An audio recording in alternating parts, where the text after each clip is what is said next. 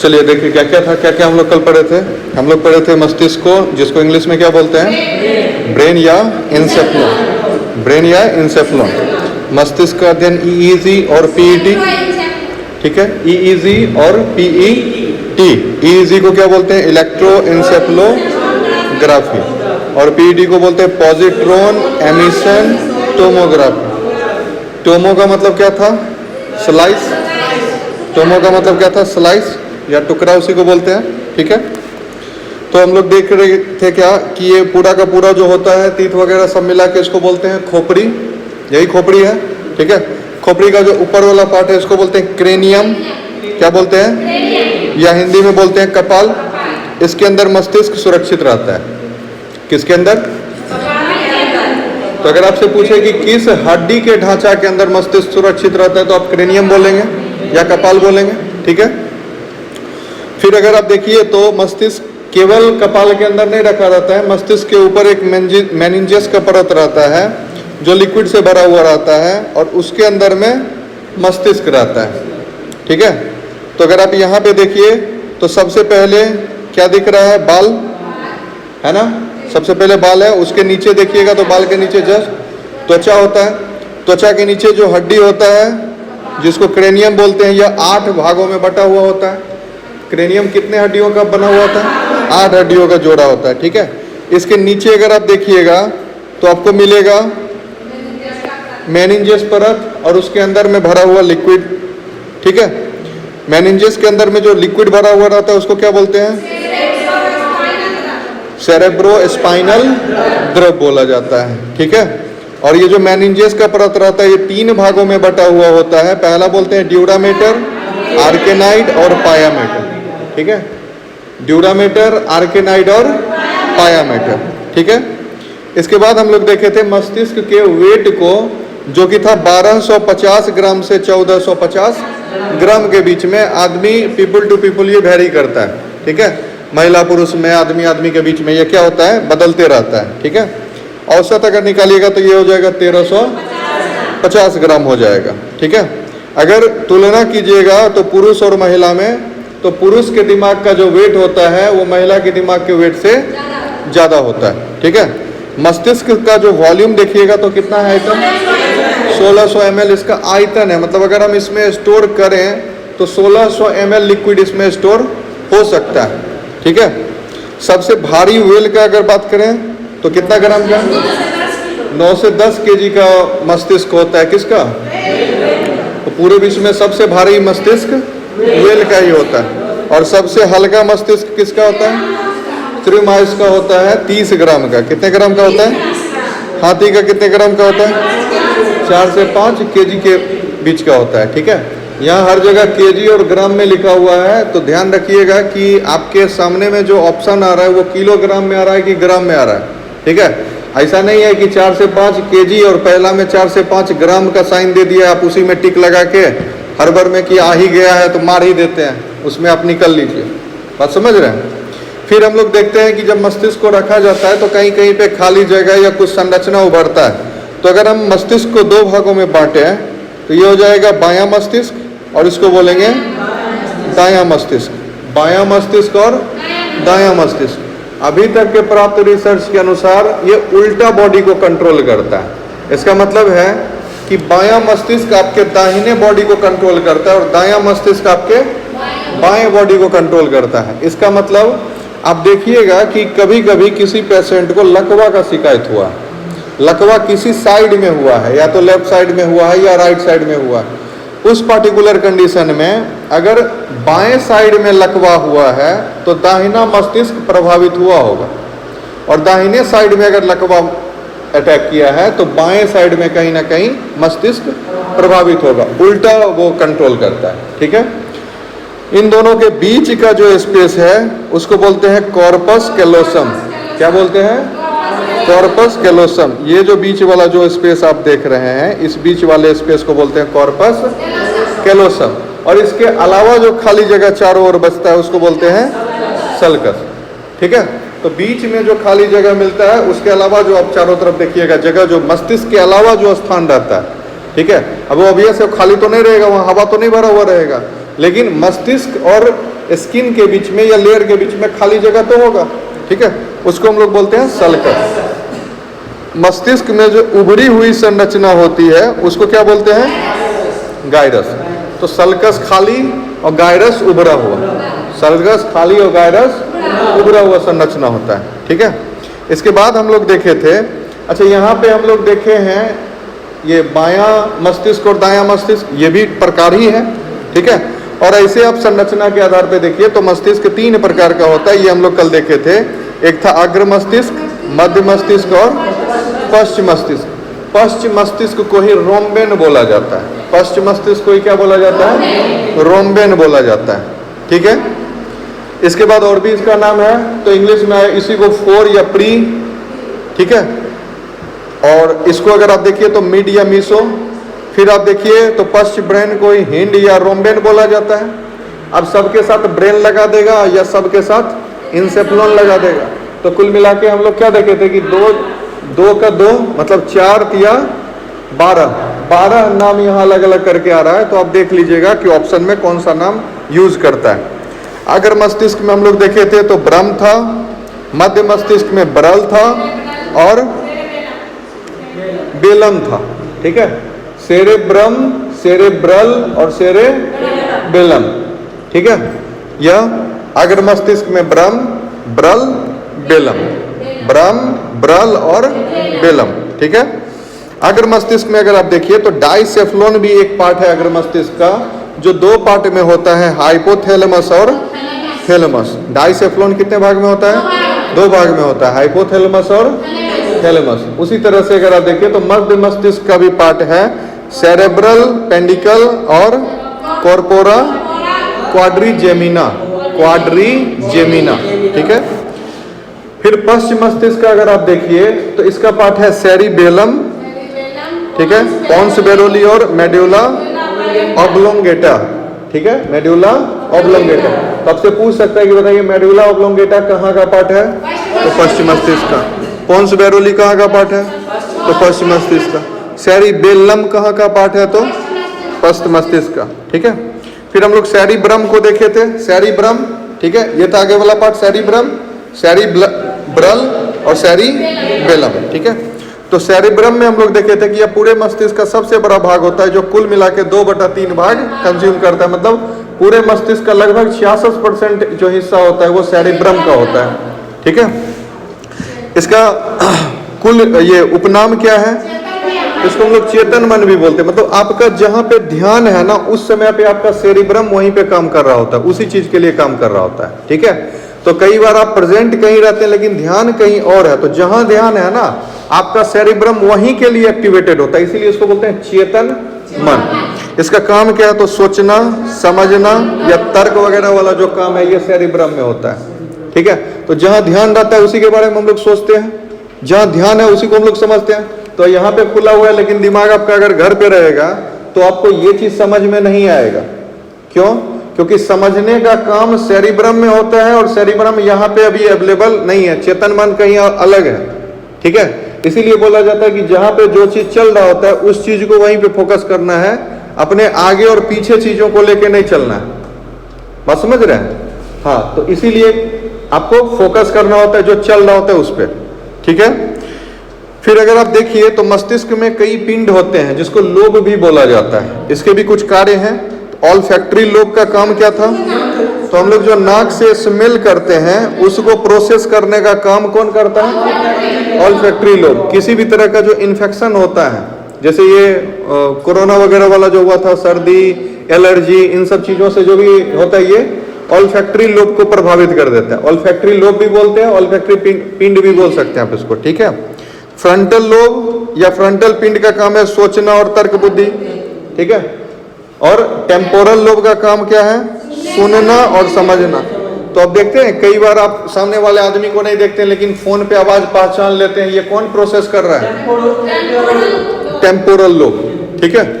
तो कई बार आप देखते होंगे कि आवाज से, चप्पल के आवाज से, है ना, गाड़ी की आवाज से, हाँ, गाड़ी की आवाज से या फिर गाड़ी की आवाज से या फिर चप्पल की आवाज से भी लोग पहचानता है, रील्स चल रहा है देखता है कि पापा का चप्पल चल रहा है, तो चप्पल और उड़े नहीं इससे पहले लोग रील बंद कर देता है ना। फिर देखिए पेरिएटल पिंड का काम है संवेदना, जैसे दर्द, स्वाद, ठंडा, गर्म, ये सब सेंस करने का काम कौन करता है? पेरिएटल लोब, ठीक है। ऑसिपिटल लोब का काम क्या है? देखना। तो हम लोग देखते हैं आंख से दिखा, लेकिन आंख का काम है कैमरा की तरफ फोटो खींच के दिमाग को भेज देना, और दिमाग में प्रोसेस करता है ऑसिपिटल लोब, ठीक है। तो देखने वाला जो भी चीज है उसको कौन प्रोसेस करता है? ऑसिपिटल लोब, ठीक है। और ये सब अग्र मस्तिष्क का पार्ट होता है, ठीक है। फिर आते हैं हम लोग डाइसेफ्लोन में। आपको पता है डाइसेफ्लोन के दो भाग होते हैं, कौन कौन? थैलेमस और हाइपोथैलेमस। तो थैलेमस को देखिए, थैलेमस को बोला जाता है क्या? चौकीदार, शरीर का चौकीदार। शरीर में किसी भी तरह का जो भी अनवांटेड चीज अगर एंटर करने का प्रयास करे, ठीक है, उसको रोकने का काम कौन करता है? थैलेमस, ठीक है। हाँ, अनचाहे चीजों को शरीर में आने से रोकने का काम करता है कौन? थैलेमस, ठीक है। कोई दिक्कत है यहाँ तक में? किसी भी तरह का, जैसे आप देखते होंगे कि हम लोग जा रहे हैं, कोई कीड़ा आ रहा है, अचानक से आंख पलक झपक देता है, ठीक है, कीड़ा आने से पहले, या कीड़ा यहाँ पे चिपका और आंख बंद हो जाता है, तो कीड़ा को आंख में जाने से रोकता है। या कोई तरह का हम लोग ऐसा कोई अनर्गल चीज खा नहीं सकते हैं, आप खा नहीं सकते हैं इसी वजह से। कोई भी चीज जैसे ईटा पड़ा हुआ है तो कभी देखे कि मन किया कि पाव भर ईटे खा लेते हैं, नहीं, कौन रोक रहा है? थैलेमस रोक रहा है, ठीक है। फिर हम लोग देखते हैं हाइपोथैलेमस को। हाइपोथैलेमस सभी तरह के फीलिंग्स को कंट्रोल करता है। आपके अंदर जो भी तरह की भावनाएं उत्पन्न होती है, गुस्सा, प्रेम, दुख, दर्द, पीड़ा, ये सब कौन कंट्रोल करता है? हाइपोथैलेमस कंट्रोल करता है, ठीक है। तो जो भी प्रेम वगैरह होता है वो हाइपोथैलेमस में हो रहा है, दिल में नहीं हो रहा होता। दिल बहुत बिजी है इन सब चीजों के लिए, उसका काम है खून पंप करते करते परेशान रहता है, ठीक है। इसीलिए दिल नहीं मानता है कि दिल है कि मानता नहीं। क्यों नहीं मान रहा है दिल? क्योंकि ये काम हाइपोथैलेमस का है। हाँ, उसके पास टाइम ही नहीं है और काम दूसरे का है, ठीक है। बॉडी के टेम्परेचर को कंट्रोल कौन करता है? हाइपोथैलेमस। तो देखते होंगे कि किसी को गुस्सा आता है तो उसका शरीर गर्म हो जाता है, किसी को गुस्सा आता है तो उसका शरीर ठंडा हो जाता है। वो रिस्पॉन्स कर रहा है हाइपोथैलेमस, क्योंकि गुस्सा भी हाइपोथैलेमस का पार्ट है और बॉडी का टेम्परेचर भी हाइपोथैलेमस का पार्ट है, ठीक है। ये दो ग्रंथि को भी कंट्रोल करता है, पीयूष ग्रंथि और पीनियल ग्रंथि को। पीयूष ग्रंथि को मास्टर ग्लैंड बोला जाता है, ठीक है। मास्टर ग्लैंड मतलब सभी तरह के हार्मोन का नियंत्रण कौन करता है? पीयूष ग्रंथि। और पीनियल ग्लैंड को बॉडी बायोलॉजिकल क्लॉक या बॉडी क्लॉक बोला जाता है। इसको थर्ड आई भी बोला जाता है। इसका मतलब बॉडी क्लॉक को रेगुलेट करने का काम ये करता है। जैसे आप खाए खाना यूजुअली 3 से 4 घंटे में पच जाना चाहिए। 3 से 4 घंटा का जो समय है ये कैसे पता चलेगा? हम घड़ी देख देख के काम करेंगे? नहीं करेंगे ना। ये अंदर में जो टाइम फ्रेम है इसको कौन कंट्रोल कर रहा है? पीनियल ग्लैंड, ठीक है। कब उठ रहे हैं, कब जा रहे हैं, कब आ रहे हैं, भूख लगा हुआ है, प्यास लगा हुआ है, कितना देर में लगेगा, अभी पिए तो कब लगेगा, ये सब कुछ, ठीक है, टाइम, ठीक है। तो बॉडी टाइम को कंट्रोल करता है पीनियल ग्लैंड, ठीक है। फिर हम लोग देखेंगे मिड ब्रेन को, मध्य मस्तिष्क को, ठीक है। देखिए इसका काम है मस्तिष्क और शरीर को जोड़ना, यूनाइट करना, ठीक है। मतलब दिमाग को और शरीर को सिंक करके रखना। और मध्य मस्तिष्क अगर विकसित नहीं रहता है तो शरीर पे उसका नियंत्रण नहीं रहता है। जैसे देखिए छोटा बच्चा का मस्तिष्क, मध्य मस्तिष्क उतना डेवलप नहीं रहता है। तो देखिए छोटका बच्चा को उठाइएगा, इसे धर पकड़ के उठा लीजिए, उसका हाथ ऐसे रहेगा और मुंडी ऐसे ऐसे ऐसे करते रहेगा, रहता है ना। तो ये विकसित नहीं हुआ है, ठीक है। हाँ, बच्चों में कम विकसित होता है, धीरे धीरे ये विकसित होता है। तो अब देखिए, अब आप दौड़िएगा ना, अब अगर आप दौड़िएगा तो आपका जो शरीर है वो स्टेबल रहता है। और बच्चा है, बच्चे को लेके, बच्चा को ऐसे पकड़ के ऐसे अगर दौड़िएगा तो उसका दिमाग ऐसे ऐसे, हाथ पैर पूरा अनकंट्रोल्ड रहता है, ठीक है। इसी में था सेरेब्रल पेंडिकल और कॉर्पोरा क्वाड्रिजेमिना, ठीक है। सेरेब्रल पेंडिकल का काम क्या था? देखना, सुनना, समझना, ये सब कौन कंट्रोल कर रहा था? सेरेब्रल पेंडिकल, और कॉर्पोरा क्वाड्रिजेमिना का काम था लोब पर नियंत्रण करना। ठीक है, फिर आते हैं हम लोग पश्च मस्तिष्क पे, जिसको हिंड ब्रेन, हिंड इंसेप्लॉन या फिर रोम्बेन भी बोला जाता है। ठीक है, इसी में था सेरेबेलम, जिसको हम लोग अनुमस्तिष्क बोलेंगे। ठीक है, यह पूरे मस्तिष्क का दूसरा सबसे बड़ा भाग होता है। सबसे बड़ा भाग क्या था? सेरिब्रम, सेरिब्रम, और दूसरा सबसे बड़ा भाग सेरिबेलम। ठीक है, इसको हम लोग अचेतन मन या लघु मस्तिष्क भी बोलते हैं। पीछे का पार्ट है ये अचेतन मन या लघु मस्तिष्क बोलते हैं। ठीक है, इसको हम लोग ड्रीम बॉक्स भी बोलते हैं या मेमोरी बॉक्स भी बोलते हैं। मेमोरी वगैरह यहीं पे स्टोर होता है। ठीक है, बाद में आके, पहले नहीं, बाद में जो लॉन्ग टाइम मेमोरी होता है वो, और शॉर्ट टाइम जो मेमोरी होता है, अगर अब इसमें कहीं है तो वो तुरंत इसको ये स्टोर नहीं करता है। ठीक है, ड्रीम बॉक्स बोला जाता है। अब जो सपना वगैरह देखते हैं सब इसी का पार्ट है।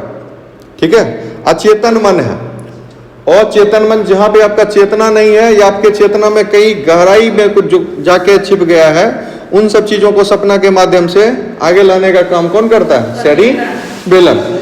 ठीक है, ये देजा भू का भी गुण शो करता है। देजा भू किसको बोलते हैं? नहीं, जो काम नहीं हुआ है लगता है कि हो गया। ठीक है, उसी को बोलते हैं देजा भू। कभी कभी आप लोग को लगता होगा ऐसा, कहीं पे जा रहे हैं तो लगता है कि ये स्ट्रक्चर देखे हुए हैं, कोई घटना हो रहा है तो लगता है कि ये घटना कभी पहले देख चुके हैं।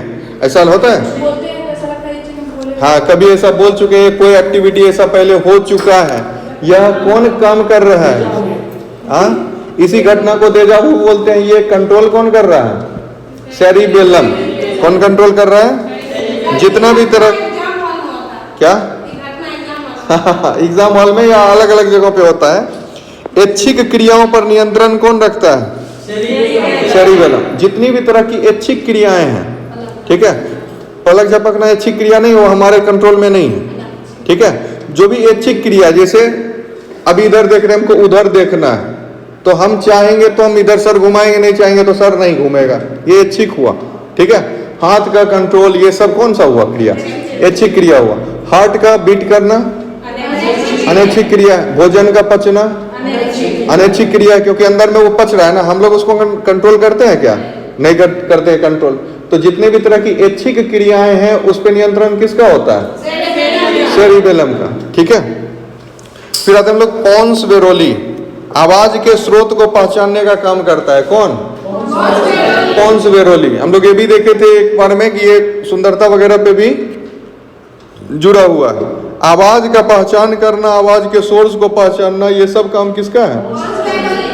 ठीक है, ये तंत्रिका तंत्र के मध्य संचार भी स्थापित करवाने का काम करता है। तंत्रिका तंत्र में एक जगह से दूसरे जगह जो सूचना जाता है आता है, इसका काम भी कौन करता है? पोन्स वेरोली करता है। ठीक है, तो आवाज किधर से आ रहा है और किसका आवाज है, ये दोनों काम यही करता है। जैसे इधर से आवाज आ रहा है या इधर से आवाज आ रहा है, दिशा का ज्ञान, सोर्स किधर है। ठीक है, ये काम भी कौन कर रहा है? पोन्स वेरोली। अब देखिए, पश्चिम मस्तिष्क में ही एक पार्ट है medulla oblongata. Oblongata, medulla oblongata. सभी तरह के अनैच्छिक क्रिया पे नियंत्रण किसका होता है? मेड्यूला ओब्लोंगेटा का। और सभी तरह के ऐच्छिक क्रिया पे नियंत्रण किसका होता है? सेरिबेलम का। दोनों का दोनों कहाँ स्थित है? हाँ, पीछे का पार्ट, छोटा मस्तिष्क। ठीक है, इसीलिए किसी को बोला जाता है कि यहाँ पे जोर से हिट नहीं करने के लिए। दूसरा कि यहाँ का जो आप देखिएगा तो इसके मुकाबले पीछे का पार्ट थोड़ा सा ज्यादा, मतलब कम कठोर है, मतलब थोड़ा मुलायम रहता है इसके रिस्पेक्ट में। ठीक है, क्योंकि यहाँ से धीरे धीरे वो मांसपेशी वाला संरचना बनना शुरू होता है ना गर्दन के पीछे से, इसीलिए। तो ये ऐच्छिक क्रिया का नियंत्रण भी पश्चिम मस्तिष्क और अनैच्छिक क्रिया का नियंत्रण भी पश्चिम मस्तिष्क कर रहा है। ठीक है, तो अब देखिए कि किसी को वहां पे चोट लग गया, छोटे दिमाग पे चोट लग गया, लघु मस्तिष्क पे चोट लग गया, तो वो अनकॉन्शियस हो जाता है, उसका शरीर हाथ पैर कुछ नहीं हिलेगा। ठीक है, इवन हार्ट बीट भी कम हो जाता है, दिमाग काम करना बंद हो जाता है। ये सब काम कौन कर रहा है? पश्चिम मस्तिष्क। ठीक है, तो ये दोनों का दोनों यहीं पे पाया जाता है, सेरिबेलम में ऐच्छिक क्रिया और ये मेड्यूला ओब्लोंगेटा में अनैच्छिक क्रिया। अनैच्छिक क्रिया में देखिए छींक आना, ये आपके कंट्रोल में रहता है? नहीं रहता है। छींक कभी भी आ सकता है, और आएगा तो फिर आप उसको या तो रोक सकते हैं कभी कभी, ठीक है, लेकिन हम चाहें तो छींक आए, ऐसा हो सकता है क्या? नहीं हो सकता है। पलक झपकना, पलक झपकना ऐच्छिक है कि अनैच्छिक है? अनैच्छिक है, ठीक है। हृदय गति अनैच्छिक है ना, हम लोग अपने हार्ट बीट को रोक नहीं सकते हैं, कम नहीं कर सकते हैं, वो अपने स्पीड से ही चलेगा, ठीक है।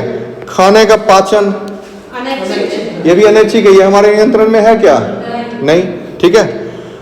तो ये था आपका अग्र मस्तिष्क, मध्य मस्तिष्क और पश्चिम मस्तिष्क और उससे जुड़े हुए कार्य। कुछ रोग भी है जो मस्तिष्क से जुड़ा हुआ है। एक है मेनिंजाइटिस, मेनिंजस का परत था। मेनिंजस के परत में अगर बैक्टीरिया या वायरस के कारण अगर कोई तरह का सूजन होता है, स्वाइलिंग होता है, उसी को हम लोग बोलते हैं मेनिंजाइटिस, ठीक है। तो ये मेनिंजस परत में सूजन आने से होता है। कौन चीज? मेनिंजाइटिस। एक रोग होता है पार्किंसन, यह तंत्रिका तंत्र के क्षतिग्रस्त या मृत हो जाने पे होता है। पार्किंसन रोग किसके कारण होता है? कहाँ का तंत्रिका तंत्र? मस्तिष्क का, क्योंकि पूरे शरीर में तंत्रिका तंत्र है ना। अब यहाँ का तंत्रिका तंत्र क्षतिग्रस्त होगा तो पार्किंसन तो नहीं होगा, ठीक है। तो दिमाग के तंत्रिका तंत्र का क्षतिग्रस्त हो जाना या मृत हो जाने से ही क्या होता है? पार्किंसन होता है, ठीक है। और इसके कारण शरीर का कुछ हिस्सा, ये दिमाग का कुछ हिस्सा काम अच्छे से नहीं कर पाता है। क्षतिग्रस्त हो गया तो काम कैसे करेगा, ठीक है। फिर दिमाग में ही तो होता है ना सिर दर्द, ये सामान्य रोग है, उतना ज्यादा टेंशन लेने का नहीं होता है इसमें, ठीक है।